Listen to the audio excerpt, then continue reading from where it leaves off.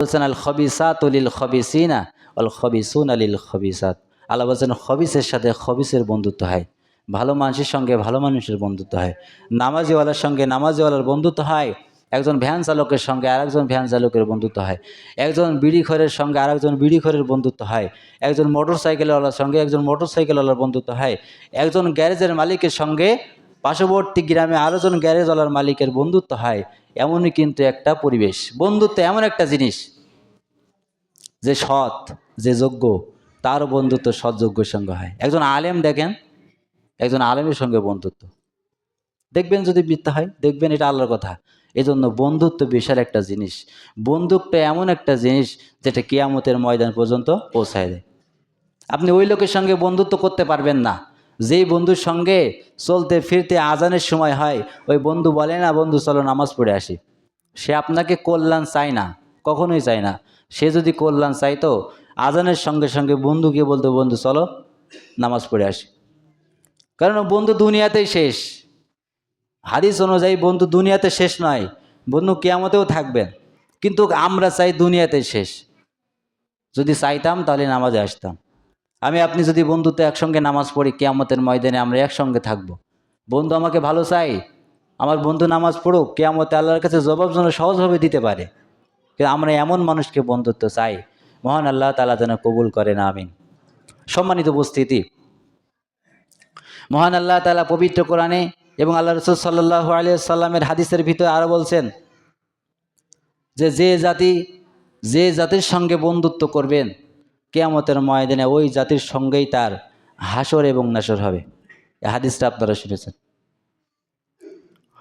তাহলে আমরা এমন মানুষের সঙ্গে বন্ধুত্ব করব, এমন গোষ্ঠীর সঙ্গে বন্ধুত্ব করব, এমন জাতির সঙ্গে বন্ধুত্ব করব, এমন মানুষদের সঙ্গে বন্ধুত্ব করব যে মানুষের সঙ্গে বন্ধুত্ব করলে কিয়ামতে উঠলে আল্লাহ তাআলা যেন তাদের মুখমুখতায় গিয়ে, ভালো মানুষের মুখমুখতায় গিয়ে আমাদের জন্য একটু ক্ষমা করার চেষ্টা করেন।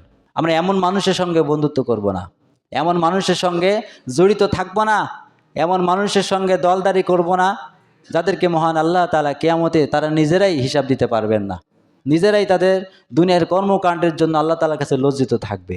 মহান রব্বুল আলামিন, আপনি চিন্তা করে দেখেন, আল্লাহকে ভয় করে দেখেন। আল্লাহর ভয়, আমি গ্যারান্টি দিয়ে বলতে পারি, আল্লাহর ভয় যদি আপনার চুল পরিমাণ থাকে ভিতরে, তাহলে কথাগুলো আপনাকে পরিবর্তন করে দিবে। যে কথাগুলো বললাম, যদি ভয় না থাকে, আপনি কেন আল্লাহ রাসূল সাল্লাল্লাহু আলাইহি সাল্লাম ওয়াজ করে তাই চাচা, আপন চাচাকেও হিদায়াত করতে পারেনি? পেরেছে নাকি? অনেক মানুষ আমাকে বলে তোমরা এমন, তোমাদের অন্য লোক এমন কেন? রসুলের আপন চাচা তাই হেদায়েত হয়নি, এত কষ্ট পেয়েছে। ইন্নাকা লা তাহদি মান আহবাবতা ওয়ালাকিন্নাল্লাহ ইয়াহদি মান ইয়াশা। আল্লাহ রসুল সাল্লাল্লাহু আলাইহি সাল্লাম খুব কষ্ট পায়, চাচা তো হেদায়েত হলোই না, চাচা তো হেদায়েত হলোই না, খুব কষ্ট পায়। এই হাঁটুর পাশে দাঁড়িয়ে মাথা রাখে আল্লাহ রসুল সাল্লাল্লাহু আলাইহি ওয়াসাল্লাম চাচাকে বলছেন, চাচা আপনি শুধু বলেন লা ইলাহা ইল্লাল্লাহ। এই আসমান জমিনে আল্লাহ ছাড়া কেউ নেই, ক্ষমতার মালিক আল্লাহ ছাড়া কেউ নয়, রাষ্ট্র চলবে আল্লাহর আইন দিয়ে ছাড়া কারো আইন দিয়ে নয়।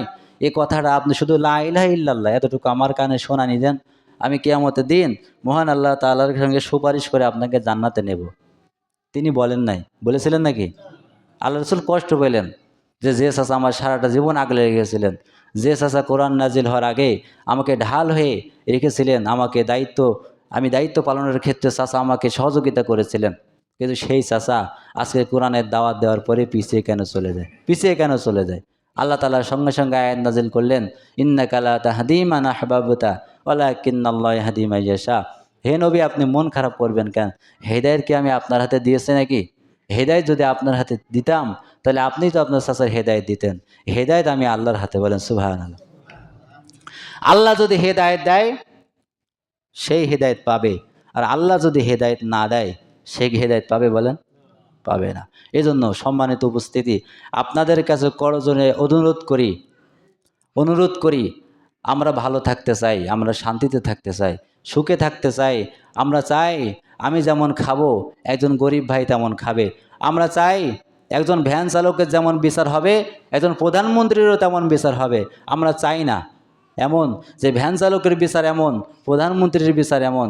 আমরা চাই না চেয়ারম্যানের ছেলের বিচার একরকম আর ভ্যান চালকের বিচার আর একরকম, কৃষকের ছেলের বিচার একরকম, মন্ত্রীর ছেলের বিচার আর একরকম।